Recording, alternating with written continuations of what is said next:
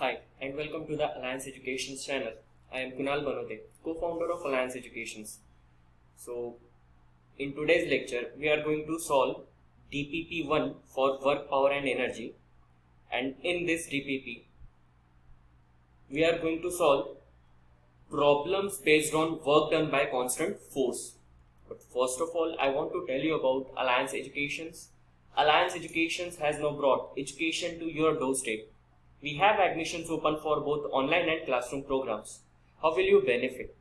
We provide notes, worksheets and lecture PDFs which help in revision. Weekly tests and quizzes keep you prepared. We also provide full online support via video calls. Our lectures have short tricks and easy to remember concepts which make your base strong and learning easy. So hurry up and register. So first question है, a body moves a distance of 10 meter along a straight line. एक body है, ठीक है, ये 10 metre distance move कर रही है along straight line under the action of force 5 Newton. If the work done is 25 joule, यहाँ पे वर्क डन हमें गिवन है इस पर्टिकुलर केस में, वर्क डन दिया हुआ है, it is 25 joules. The angle which the force makes with the direction of motion of the body. Direction of motion के साथ यहाँ पे जो फोर्स लगाया जा रहा है, तो यहाँ पे बोला गया डायरेक्शन ऑफ मोशन के साथ थीटा एंगल पे फोर्स लगाया जा रहा है एंड हमें थीटा एंगल बताना है. फोर्स कितना दिया हुआ है? 5 न्यूटन. सो सिंपल है, इजी क्वेश्चन है. वर्क डन का फॉर्मूला होता है एफ एस कॉस थीटा. सो कॉस थीटा हमें फाइंड आउट करना है, तो कॉस थीटा क्या हो जाएगा? Work done divide by F S. So it is work done है 25, फोर्स दिया हुआ है 5 एंड डिस्प्लेसमेंट है 10. So it is 25 by 50, it is equal to 1/2. So cos theta की वैल्यू है 1/2. सो थीटा कितना हो जाएगा? कॉस इनवर्स 1/2 एंड कॉस की वैल्यू 1/2 कौन सा एंगल के लिए आती है? 60 डिग्री. सो यहाँ पर ऑप्शन सी इज करेक्ट. अगर आपको नहीं पता, ट्रायंगल आप याद रखिए 30, 60, 90 का 1 to √3. See cos 60 adjacent upon hypotenuse 1/2, ठीक है. cos 60 की वैल्यू 1/2 होती है. देन हम बढ़ते हैं अगले क्वेश्चन की ओर. यहाँ पे दिया हुआ है कि there is a particle moves from position r1 to r2. r1 initial position कितना दिया हुआ है इसका? 3i + 2j - 6k. सो यहां से ये जा रहा है r2 पे. r2 दिया हुआ है 14i + 13j + 9k. सो r1 से r2 तक मूव कर रहा है. सो नेट डिस्प्लेसमेंट कितना हुआ? अगर ये r1 से r2 तक जा रहा है, ठीक है, this is r1 and this is r2. So net displacement क्या होगा? Final minus initial. सो पहले हम r निकाल लेते हैं, r2 - r1, क्योंकि यहाँ पे बोला गया है under the action of this much force work done हमें निकालना है. सो पहले r2 - r1 कर देते हैं. 14i + 13j + 9k minus r1 की वैल्यू है 3i + 2j + -6k. So 14 - 3 is 11i + 13 - 2 + 11j and 9 - 6, 9 minus plus 9 + 6 + 15k. सो ये हो गया r एंड हमें फोर्स कितना दिया हुआ है? फोर्स गिवन है 4i + j + 3k. So work done हमें फाइंड आउट करना है. Work done is equals to force into displacement. So displacement की जगह हमने r वेक्टर लिखा हुआ है. सो फोर्स की value 4i + j + 3k into displacement कितना है? Net 11i + 11j + 15k. सो यहाँ पे दोनों को अगर हम मल्टीप्लाई करें, सी डॉट प्रोडक्ट होता है, ये कैसा है? Dot product. And dot product में क्या होता है? i × i, j × j and k × k. क्या होता है? तीनों का रिजल्टेंट क्या आएगा? 1, otherwise 0. So direct i × i, तो 4 × 11 44 प्लस 1 × 11 11 प्लस 3 × 15 कितना हो जाएगा? 45. सो इन सबको ऐड कर देते हैं. 4 + 1 5, 5 + 5 10, कैरी 1, 1 + 4 5, 5 + 1 6, 6 + 4 10। सो यहाँ पे वर्क डन कितना हो गया है 100 joules. So option A is correct. Then बढ़ते हैं हम अगले क्वेश्चन की ओर। थ्योरेटिकल क्वेश्चन है, work done on a body does not depend upon force applied, displacement, angle at which force is inclined to the displacement. तो work done का formula क्या होता है, F S cos theta, it is F dot S. So magnitude देखा जाए तो F S cos theta है। So force applied पे वर्क डन डिपेंड करता है। देन डिस्प्लेसमेंट इस पे भी डिपेंड करता है। थीटा क्या होता है, it is the angle at which force is inclined to the displacement. Force और डिस्प्लेसमेंट कितने एंगल पे इंक्लाइंड है, फोर्स एंड डिस्प्लेसमेंट कितने एंगल पे इंक्लाइंड है, वो होता है थीटा। तो ये तीनों पे डिपेंड करता है, किस पे डिपेंड नहीं करता, initial velocity of the body. So option C is correct in this case कि वर्क डन किस पे डिपेंड नहीं करता है, initial velocity of the body. Then next, so यहां पे बोला गया है the adjoining diagram shows the velocity versus time plot. Velocity and time का ग्राफ हमें दिया हुआ है। Work done by the force on the particle is positive from, work done positive कहां से कहां तक है हमें बताना है, ठीक है। सो वर्क डन पॉजिटिव कब रहेगा, वर्क डन मतलब क्या होता है, force into displacement. And force तो बेसिकली हम क्या कह सकते हैं, force is equals to mass into acceleration. So जहां पे अगर एक्सेलरेशन पॉजिटिव रहा, एक्सेलरेशन क्या रहा पॉजिटिव, तो हम कह सकते हैं वर्क डन पॉजिटिव है। सो यहाँ पे इनिशियली हमें देखना है जस्ट पॉजिटिव एक्सेलरेशन कहां पे हो रहा है। सो अगर हम between point A to B अगर देखें तो वेलोसिटी इंक्रीज हो रही है with respect to time, velocity is increasing with respect to time. यहाँ पे हम देख सकते हैं कि वेलोसिटी इंक्रीज हो रही है, वेलोसिटी इंक्रीज हो रही है। और हम देख रहे हैं कि यहाँ पे जो एंगल है एक्यूट एंगल फॉर्म हो रहा है, ठीक है। वेलोसिटी इंक्रीज हो रही है तो इसका जो स्लोप है, स्लोप हमें क्या देता है, एक्सेलरेशन। वेलोसिटी टाइम ग्राफ में स्लोप हमें क्या देता है, एक्सेलरेशन बताता है, स्लोप हमें बताता है एक्सेलरेशन। एंड यहाँ पे थीटा कैसा है, एक्यूट एंगल है, थीटा एक्यूट एंगल है, मतलब एक्सेलरेशन कैसा है, पॉजिटिव। एंड एक्सेलरेशन पॉजिटिव है तो वर्क डन भी क्या होगा, वर्क डन आ जाएगा positive. So option A is correct from A to B. B to C में हम देख सकते हैं वेलोसिटी कांस्टेंट है, वेलोसिटी कांस्टेंट है तो एक्सेलरेशन जीरो हो जाएगा यहाँ पर, ठीक है। एंड सी टू डी में भी एक्सेलरेशन क्या हो जाएगा, जीरो हो जाएगा।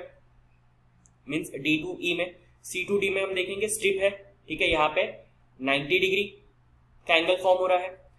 सो बेसिकली एक्यूट एंगल कहां पे फॉर्म हो रहा है, ए टू बी में। सो ऑप्शन ए इज करेक्ट। या फिर वर्क एनर्जी थ्योरम से हम ये भी कह सकते हैं कि वर्क डन, इसको सॉल्व करने का दूसरा मेथड कैसा रहेगा, जस्ट आपको थ्योरेटिकल कॉन्सेप्ट में एक्सप्लेन कर रहा हूं इसको सॉल्व करने के लिए,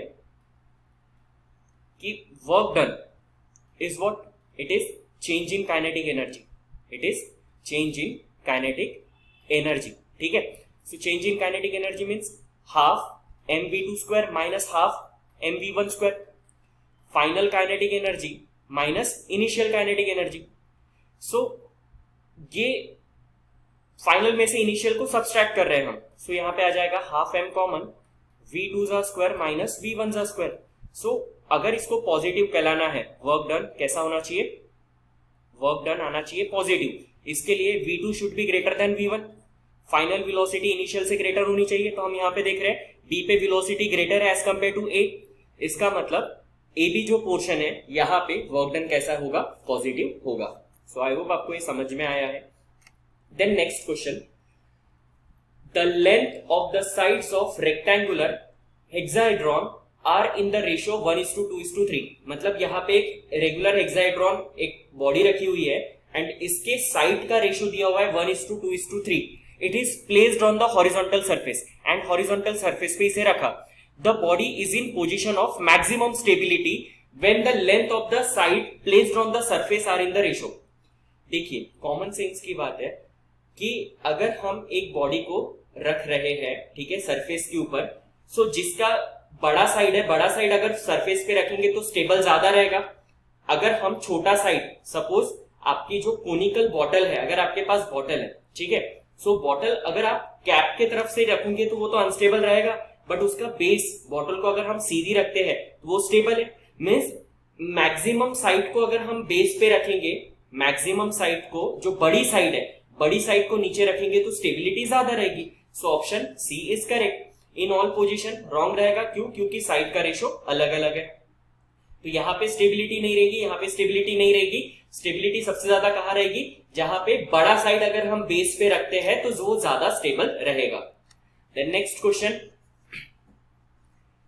इसमें बोला गया है कि in which of the following is no work done by the force. Work done by the force इसमें से कौन सी केस में जीरो है? बेसिकली वर्क डन कौन सी केस में जीरो है हमें बताना है। A man carrying a bucket of water walking on the level ground with uniform velocity। यहाँ पे कहा गया पहले केस में मैन जो है वो एक बकेट को कैरी करके, मतलब फोर्स कैसा लग रहा है इसमें? वर्टिकली। फोर्स कैसा लग रहा है? Vertically. Walking on the level ground, level ground पे ये चल रहा है, डिस्प्लेसमेंट ऐसा हो रहा है। तो यहाँ पे हम कह सकते हैं force is perpendicular to displacement, मतलब थीटा 90 है। एंड वर्क डन का फॉर्मूला क्या होता है? Fs cos theta. So Fs cos 90 and cos 90 की वैल्यू होती है 0, तो ये हो जाएगा 0।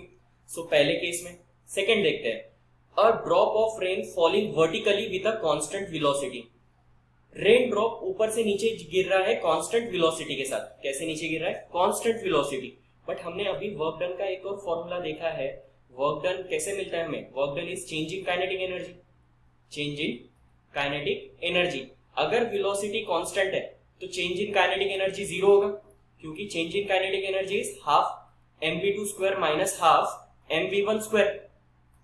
So half m common v2 square minus v1 square. Change in velocity 0 है क्योंकि कांस्टेंट वेलोसिटी है, हेंस वर्क डन 0 आ जाएगा। A man whirling a stone tied to a string in a circle with a constant speed। Circular motion हो रहा है, मतलब close loop में motion हो रहा है कांस्टेंट स्पीड के साथ। तो यहाँ पे क्लोज लूप में नेट वर्क डन क्या हो जाएगा? 0।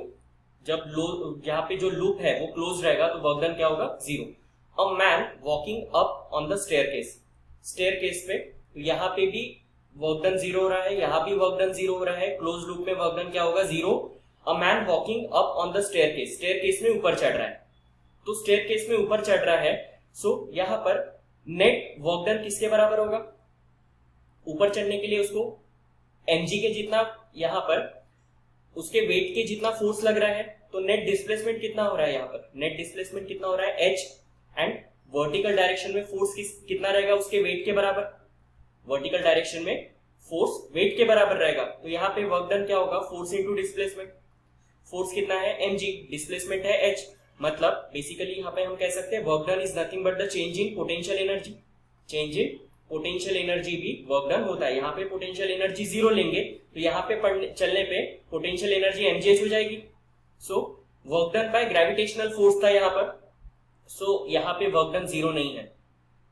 सो in which of the following is no work done by the force? तो option A, B and C are correct. ये 3 केसेस में वर्क डन नहीं हो रहा है, यहाँ पे वर्क डन हो रहा है, मतलब वर्क हो रहा है। ठीक है। Then next, a body is lifted over a route 1 and route 2 such that force is always tangent to the path. Force is always tangent to the path.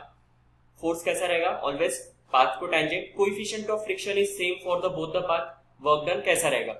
सी, यहाँ पर बॉडी को लिफ्ट किया जा रहा है। बॉडी को कैसे क्या किया जा रहा है? यहाँ पे लिफ्ट किया जा रहा है। लिफ्ट किया जा रहा है तो work done by gravitational force होगा। यहाँ पे work done by gravitational force. And gravitational force कैसा फोर्स है? कंजर्वेटिव फोर्स है। तो कंजर्वेटिव फोर्स है, तो कंजर्वेटिव फोर्स से जो वर्क होता है it is independent of path. इसका मतलब it should be, work done should be same for both the routes. दोनों रूट्स के लिए कैसा होना चाहिए? सेम होना चाहिए। सी। या फिर हम इसको सॉल्व करने के लिए दूसरा एक्सप्लेनेशन देखते हैं। यहां पे 2 तरीके से वर्क डन हो रहा है। टोटल वर्क डन क्या होगा? Work done by gravitational force mgh and work done bye frictional force mu mgl। Mu mgl होगा। ठीक है। ग्रेविटेशनल फोर्स के, क्योंकि ये एक्चुअल लेंथ पे लग रहा है फ्रिक्शन, तो mu mgl actual length l लेंगे। बोला गया है दोनों साइड में कोएफिशिएंट ऑफ फ्रिक्शन सेम है, तो दोनों साइड में potential work done by gravitational force भी सेम है, work done bye frictional force भी सेम है, क्योंकि coefficient of friction is same. ठीक है, coefficient of friction is same ये कहा गया है। ठीक है, अगर कोएफिशिएंट ऑफ फ्रिक्शन दोनों पाथ में अलग अलग होता तो वर्क डन सेम नहीं होता, क्योंकि कोएफिशिएंट ऑफ फ्रिक्शन सेम है इसीलिए वर्क डन कैसा होगा, दोनों रूट के लिए सेम ही होगा। नाउ टू इंपॉर्टेंट क्वेश्चंस जो बचे हुए हैं, तो हम उसमें से एक पहले देखते हैं अभी। सी, यहां पे क्या कहा गया है, n similar slabs of cubical shape of edge b are lying on the ground. n यहां पर n number of slab ground के ऊपर है। Density of material of slab is d, material की डेंसिटी क्या दी हुई है, d। Work done to arrange them over one over the other, एक के ऊपर एक अरेंज करने पे कितना वर्क डन लगेगा। इंपॉर्टेंट क्वेश्चन है, कॉन्सेप्ट पे ध्यान दीजिए, कॉन्सेप्ट बहुत जरूरी है। ठीक है, तो देखते हैं इसे। चलो हम सबसे पहले बात करते हैं सबसे नीचे की स्लैब की। ठीक है, जो बॉटम मोस्ट यहाँ पे जो स्लैब रखी हुई है उसकी बात करते हैं। स्लैब का डायमेंशन क्या दिया हुआ है, इसका एज लेंथ कितना दिया हुआ है, b। सो यहां पे जो स्लैब दी हुई है,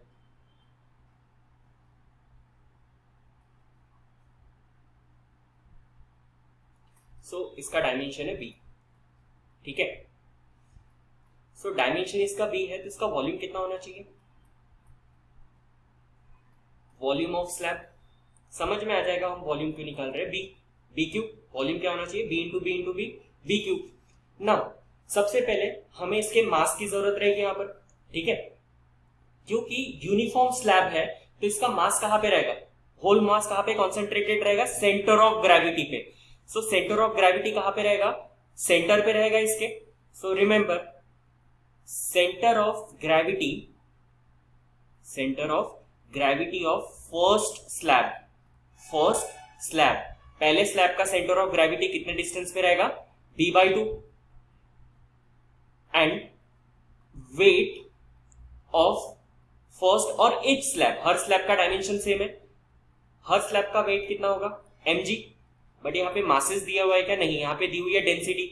सो what is relation between density and mass, density is equals to mass upon volume, density is equals to mass upon volume. तो इससे मास कैसे मिलेगा हमें, इससे हम लिख सकते हैं mass is equals to density into volume, density into volume. So इससे वेट की अगर हम बात करें, ठीक है, weight of each slab, mass कितना हो गया, डेंसिटी इंटू वॉल्यूम। डेंसिटी कितना है इसका, d, और वॉल्यूम कितना है इसका, b क्यूब इंटू g। तो ये हो गया वेट इसका।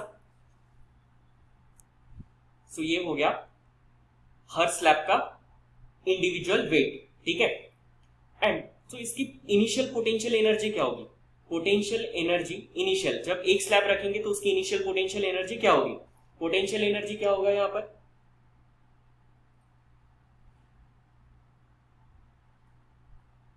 Weight of slab into centre of gravity, into centre of gravity, कि वेट कितने डिस्टेंस पे हमने अप्लाई किया, कितने डिस्टेंस पे पूरा वेट अप्लाई हो रहा है, mgh लिखते हैं हम।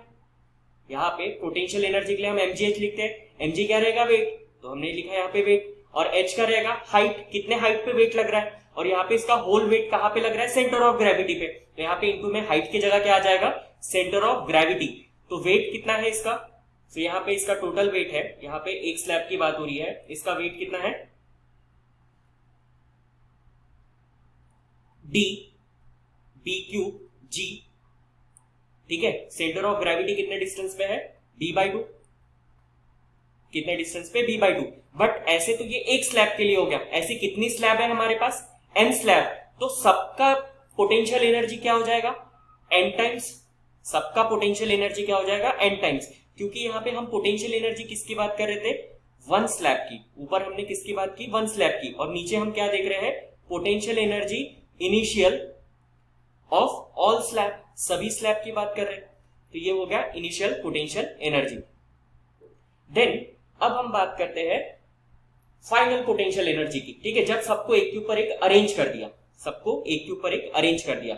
नाउ सी केयरफुली, ठीक है, यहां पर फोकस रखिए, सेंटर ऑफ ग्रेविटी, क्योंकि हमें पूरी हाइट लगेगी यहां पे, centre of gravity of column of N slab. Centre of gravity क्या होगा, सेंटर पे होगा, सो N B by 2।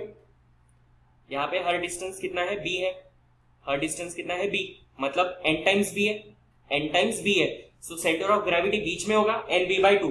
And potential energy final क्या हो जाएगा यहाँ पर, potential energy final, see final potential energy क्या होगा, सभी का टोटल वेट क्या है, N times D B cube G, and कितने हाइट पे है, एन बी बाई 2, कितने हाइट पे है, N B by 2। So remember, अब हमें चाहिए वर्क डन, अभी हमें क्या चाहिए, work done. So work done is change in potential energy, change in potential energy. So final potential energy minus initial potential energy. So final potential energy क्या है, N into N, कितना हो रहा है यहाँ पे, N square, then b cube into b is b power 4 into d into g by 2 and initial potential energy कितना है, n, it is n b cube into b, it is b power 4 d g by 2। सब में से common क्या निकल रहा है, half common निकल रहा है, ब्रैकेट में क्या बचेगा, ब्रैकेट में हम देख रहे हैं यहां पर, अगर हमने यहां पे n स्क्वायर रखा माइनस यहां पे n बचेगा, एंड कॉमन निकल रहा है b power 4 d and g, सो ये रहेगा। सो कौन सा ऑप्शन करेक्ट दिख रहा है, ऑप्शन सी इज करेक्ट। सो इस तरीके से इसे सॉल्व किया जाएगा, ठीक है। यहां पे ध्यान रखिए, क्योंकि स्लैब पहले नीचे थी, ठीक है, फ्लोर पे थी, एंड स्लैब को अरेंज करके एक के ऊपर एक रखा जा रहा है। फाइनली स्लैब को कैसे रखा जा रहा है, एक के ऊपर एक रखा जा रहा है। तो हम पहले इनिशियल पोटेंशियल एनर्जी लेंगे जब ग्राउंड पे रखी हुई है, जब एक के ऊपर एक रखा तब हम फाइनल पोटेंशियल एनर्जी लेंगे, and final potential energy minus initial potential energy हमें देगा total work done. Work done is what, change in energy, change in kinetic energy और चेंज इन पोटेंशियल एनर्जी। इससे हमें क्या मिलेगा, वर्क डन यहाँ पे मिलेगा, ठीक है। सो पोटेंशियल एनर्जी के लिए फॉर्मूला क्या है, mgh, बट mg क्या होता है, वेट, h क्या होता है, हाइट, कितने हाइट पे वेट लग रहा है। यहाँ पे वेट कहां पे लगेगा, सेंटर ऑफ ग्रेविटी पे। ये ट्विस्ट है, यहाँ पे वेट कहां पे अप्लाई हो रहा है, सेंटर ऑफ ग्रेविटी पे, इसलिए हमने mg इंटू हाइट के जगह क्या लिखा, सेंटर ऑफ ग्रेविटी। देन जब सबको एक के ऊपर एक अरेंज किया तो यहाँ पे भी टोटल वेट कहां पे लग रहा है, सेंटर ऑफ ग्रेविटी पे, तो इसीलिए हमने total weight into centre of gravity यहाँ पे किया फाइनल पोटेंशियल एनर्जी के लिए, एंड वर्क डन के लिए क्या किया, final potential energy minus initial potential energy. So I will suggest कि आप एक बार ये वीडियो फिर से देखिए, ठीक है, ये सोल्यूशन इंपॉर्टेंट कॉन्सेप्ट है, ठीक है। अब बढ़ते हैं हम आगे। सो ये लास्ट क्वेश्चन है आज के डीपीपी का। यहां पे दिया हुआ है, coconut of mass m kg false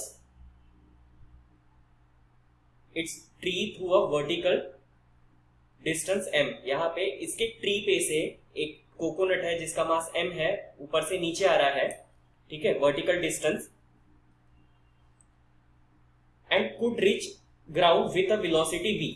ground पे पहुंच रहा है with a velocity v metre per second की वेलोसिटी से पहुंच रहा है ड्यू टू एयर रेजिस्टेंस। इसकी जो वेलोसिटी है v वेलोसिटी से ग्राउंड पे पहुंच रहा है ड्यू टू एयर रेजिस्टेंस। सो पूछा गया है work done by air resistance कितना है। Again twist, work done by air resistance, ठीक है।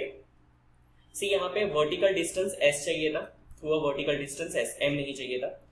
तो हम यहाँ पे क्वेश्चन में क्या दिया हुआ है, कोकोनट का मास क्या है, मास दिया हुआ है m, कितना डिस्टेंस कवर किया इसने, डिस्टेंस कितना कवर किया, s डिस्टेंस कवर किया। सो यहाँ पर basically work done by gravity क्या होगा, work done by gravity, gravitational force उसे खींच रहा है, सो वर्क डन बाय ग्रेविटी क्या होना चाहिए, mgs, ऊपर से s डिस्टेंस कवर किया, वेट, सो वर्क डन का फॉर्मूला है फोर्स इनटू डिस्प्लेसमेंट, फोर्स कितना है उसका वेट, एंड डिस्प्लेसमेंट है s, तो वर्क डन बाय ग्रेविटी क्या होगा, mgs। एंड यहां पर हमें पता है वर्क डन कैसे मिलेगा, it is nothing but the change in kinetic energy, it is what, change in kinetic energy. So we know total work done क्या होना चाहिए? It should be equal to change in kinetic energy. अब change in kinetic energy के लिए initial kinetic energy and minus final kinetic energy लेंगे. So यहां पर ध्यान रखिए, इस बार क्या हो जाएगा? Final kinetic energy minus initial kinetic energy लिखेंगे हम यहाँ पर. Initial kinetic energy, final kinetic energy क्या है? It is half mv². क्यों? क्योंकि फाइनली कितने स्पीड से जमीन पे पहुंच रहा है, ये ग्राउंड पे कितने स्पीड से पहुंच रहा है? v. इनिशियल वेलोसिटी क्या होगी इसकी? कोकोनट की 0 होनी चाहिए, initial velocity 0. So initial kinetic energy 0 हो जाएगी. सो टोटल वर्क डन क्या हो गया? mv². सो हमें यहाँ पे टोटल वर्क डन मिल रहा है mv². So what is total work done? अगर हम कॉमन सेंस यहाँ पे लगाते हैं, total work done is what? It should be equal to work done by gravity. It should be equal to work done by gravity plus work done by air resistance. Work done by air resistance. Air resistance क्या करेगा? इसे ऊपर रखने की कोशिश करेगा, gravity नीचे रखने की कोशिश करेगी, नीचे फेंकने की कोशिश करेगी. सो नेट वर्क डन जो है वो किसके बराबर रहेगा? चेंज इन काइनेटिक एनर्जी के बराबर. तो ये हम रिलेशन यूज करके work done by air resistance find out कर सकते हैं. सो यहां पे हम लिख सकते हैं कि work done by air resistance it should be equal to what? Total work done minus work done by gravity. ठीक है. सो क्या आएगा? रिजल्टेंट हमारे पास क्या आना चाहिए यहां पर? सो यहां पे लिखेंगे total work done is what? Half mv² and work done by gravity कितना है? It is mgs. ऑप्शन कहीं पे भी मैच हो रहा है क्या? फिलहाल तो हमें वैसा कुछ दिख नहीं रहा है, सो इसे सिंप्लीफाई करना पड़ेगा. सी अगर हम ऑप्शंस को देखें, ऑप्शन को सिंप्लीफाई करने जाए, अगर इस ऑप्शन को हम सिंप्लीफाई करें, ठीक है, तो क्या होगा? सी माइनस से मल्टीप्लाई होगा, minus m/2 into 2gs minus plus m/2 into v². सो यहाँ पे 2 कैंसिल हो जाता है, ये mv² प्लस में है, mv² 1/2 mv² और ये माइनस mgs. तो हम देख रहे हैं पहला ऑप्शन करेक्ट है. बेसिकली क्या किया है, इन दोनों में से माइनस m/2 कॉमन निकाला. सो इसके पास 2 नहीं था तो न्यूमरेटर में आ जाएगा 2gs. ठीक है, यहाँ पे क्या बचेगा? 2gs एंड माइनस कॉमन निकला क्योंकि ये प्लस में था, ये माइनस में आ जाएगा. m/2 कॉमन तो यहाँ पे बचेगा v². So option A is correct. तो इस तरीके से इस पर्टिकुलर क्वेश्चन को सॉल्व किया जा सकता है. रिमेंबर, जब कोकोनट ऊपर से नीचे आ रहा है तो यहाँ पे बोला गया है एयर रेजिस्टेंस है. अगर एयर रेजिस्टेंस नहीं होता तो प्योरली वर्क कौन कर रहा होता? प्योरली वर्क करती ग्रेविटी. बट क्वेश्चन में दिया हुआ है एयर रेजिस्टेंस भी है, तो ग्रेविटेशनल फोर्स उसे डाउनवर्ड डायरेक्शन में भेजेगा, एयर रेजिस्टेंस उसे अपवर्ड रखने की कोशिश करेगा. एंड दोनों का नेट हमें कैसे मिलेगा? हम डायरेक्टली चेंजिंग काइनेटिक एनर्जी से नेट वर्क डन निकाल सकते हैं. तो हमने यही यूज किया, total work done which is given by change in kinetic energy. It is what? It is summation of work done by gravity and work done by air resistance. तो ये concept का यूज करके हमने work done by air resistance निकाला. सो आज के lecture में इतना ही. अगर आपको DPP2 रिक्वायर्ड है तो आप गिवन कॉन्टैक्ट नंबर पे हमें कॉल कीजिए. ठीक है, तो सिमिलर कॉन्सेप्ट पे आपको DPP2 मिलेगा. एंड आपको वीडियो अच्छा लगा हो तो प्लीज अपने फ्रेंड्स के साथ इसे शेयर कीजिए. ये वीडियो अपनी स्टोरी पे शेयर कीजिए, सोशल मीडिया प्लेटफॉर्म पे आप इसे शेयर कर सकते हैं. एंड लेक्चर PDF के लिए आप गिवन कॉन्टैक्ट नंबर पे कॉल कर सकते हैं या गिवन मेल ID पे हमें मेल भी कर सकते हैं. एंड आपको ये वीडियो अच्छा लगा हो तो please hit the like button and do subscribe the channel for the regular updates and press the bell icon. Thanks for watching.